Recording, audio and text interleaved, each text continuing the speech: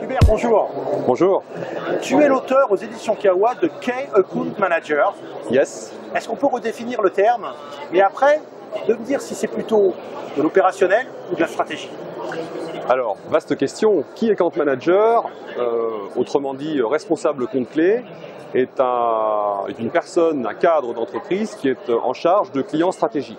Un client stratégique, c'est un client qui va influer sur le futur de l'entreprise et donc qui mérite beaucoup de ressources, beaucoup de travail. Et un Key Account Manager, ce n'est ni une affaire de serrurerie, ni une affaire de comptabilité. C'est une responsabilité qui a à la fois une composante stratégique et à la fois une composante opérationnelle. Donc c'est les deux. Aujourd'hui, ton constat, il est peut-être de dire qu'il manque énormément la partie stratégique.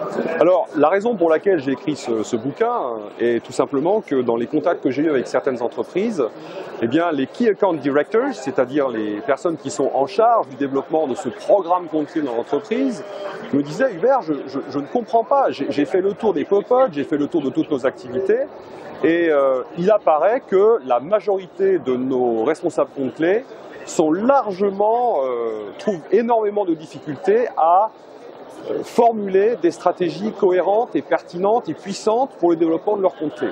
Et donc, c'est ce qui m'a conduit à ce constat que finalement, ils sont plus opérationnels beaucoup plus souvent que stratèges et qu'il était nécessaire de développer une méthodologie les conduisant à une meilleure stratégie et une stratégie plus puissante pour leur compte clé. Donc justement, ce livre, c'est vraiment une méthode pour mieux développer son activité à travers en fait sa fonction de compte clé. Tout à fait. Alors, ce qu'il faut savoir, c'est que le management des comptes clés a deux grands objectifs. Un premier objectif qui est, on va dire, financier, c'est-à-dire améliorer les résultats de l'entreprise, et un deuxième objectif qui est très lié au premier, qui est un objectif plus marketing, qui consiste à être plus en phase, on va même parler d'intimité avec ses clients, pour être plus à leur service et leur rendre un meilleur service. Ton sous-titre est intéressant, vendeur ou chef d'orchestre. Est-ce qu'il y a une notion de leadership? Oui, alors en réalité, il est relativement fréquent dans une entreprise de recruter comme Key Account Manager des gens qui ont été vendeurs. Or, un vendeur, sensu stricto, ne sera pas nécessairement un bon Key Account Manager. Pourquoi? Parce que j'estime qu'un Key Account Manager est en fait l'exact analogue pour une activité qui consiste à développer la relation avec un compte clé, l'exact analogue d'un patron de business unit ou de division qui doit développer toute une activité de division. Il a donc une activité de stratège, de mettre en place un plan stratégique.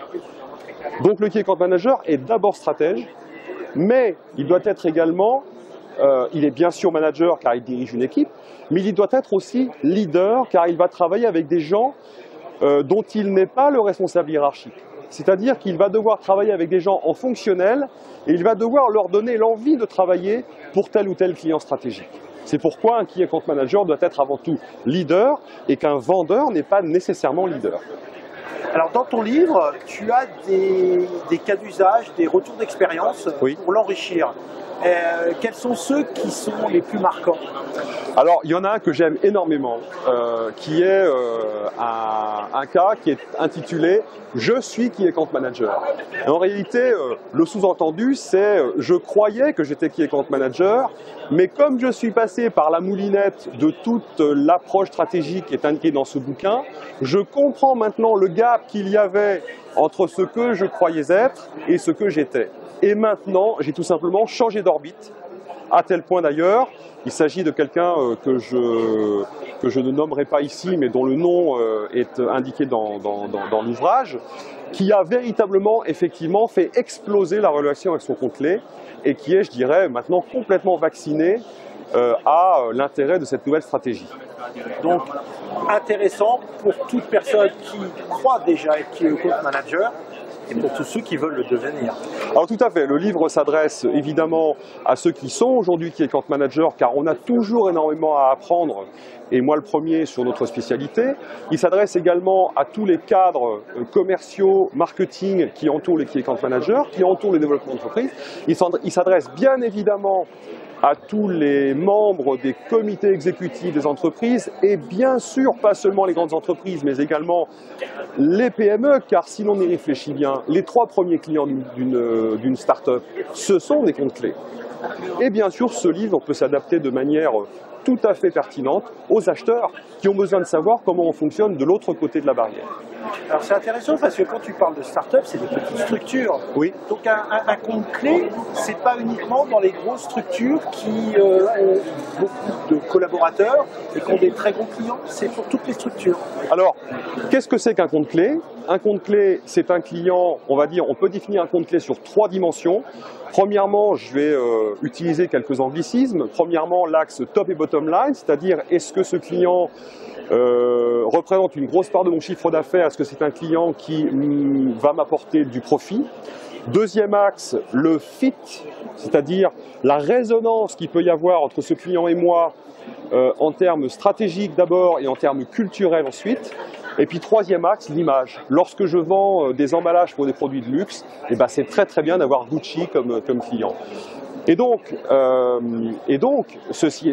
à partir de cette définition, eh bien, les 3 premiers clients d'une petite entreprise sont effectivement des comptes clés. Donc, statistiquement, le management des comptes clés est plutôt une affaire de grands groupes, aussi bien du côté des fournisseurs que du côté des clients.